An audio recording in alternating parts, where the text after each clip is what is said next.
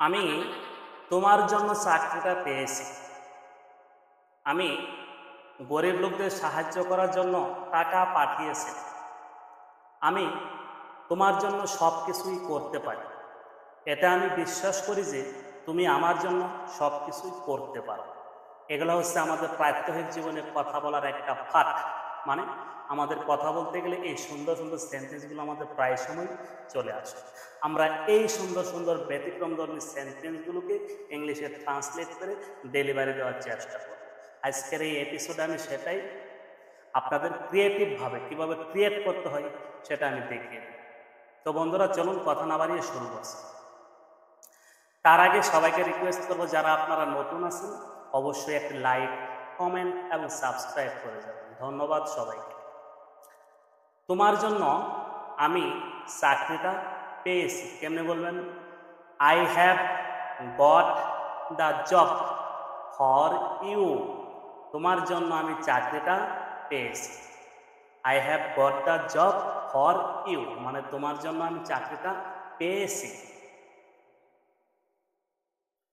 আমার জন্য তুমি এই গাড়িটা কিনেছিলে।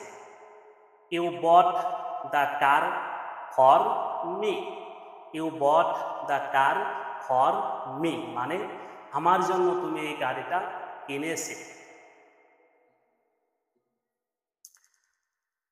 তুমি কি বিশ্বাস করো আমি তোমার জন্য যে কোনো কিছু করতে পারি? Do you believe I can do everything for you? Do you believe I can do everything for you? আমি তোমার জন্য সব কিছু করতে পারি। তুমি কি জানো না আমি তোমার জন্য বাসা ভাড়া করেছিলাম? Don't you know I rented the home only for you?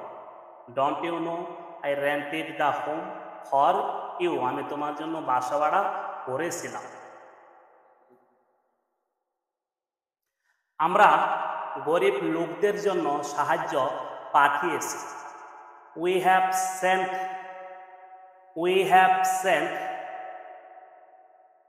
Help the poor man. We have help the poor man মানে আমরা গরিব লোকদের সাহায্য করেছি। আমি অসুস্থ মানুষটির জন্য রক্ত দান করেছিলাম। I donated blood for ill man. I donated blood for ill man. Ill কি? অসুস্থ। আমি অসুস্থ মানুষটির জন্য রক্তদান করেছিলাম। গরিব লোকটি সহায়তার জন্য আমার কাছে এসেছে। The poor man came to me for assist. The poor man came to me for assist. গরিব লোকটি আমার কাছে সহযোগিতার জন্য এসেছে। গরিব ছেলেটি তোমার জন্য ভালো চাকরি পেয়েছে। The poor boy has got good job for you. The poor boy has got good job for you মানে গরিব ছেলেটি তোমার জন্য ভালো চাকরি পেয়েছে। বন্ধুরা, আপনারা দেখলেন আমি মুহূর্তের মধ্যে কিভাবে এই ছোট্ট স্ট্রাকচারটা ইউজ করে শত শত সেন্টেন্স বানিয়ে ফেললাম। আপনারাও যদি শত শত সেন্টেন্স বানাতে চান, যদি ভালোভাবে ইংলিশ বলতে চান, প্রতিদিন এভাবে ফর্মুলা ধরে ধরে প্র্যাকটিস করুন। আশা করি সবাই অনেক অনেক ভালো রেজাল্ট পাবে। তবে একটা বিষয় মাথায় রাখবেন, আপনাকে প্রতিদিন বলতে হবে রাইট রং ডাজেন্ট ম্যাটার। আপনি যখন শুরু করবেন ভুল হবে শুদ্ধ হবে ইহা কোনো ব্যাপারই না, কিন্তু আপনাকে বলতে হবে। আপনি বলতে বলতে একটা সময় ভালো একটা পজিশনে পৌঁছে যাবেন। ভালো থাকবেন সবাই। আসসালামু আলাইকুম।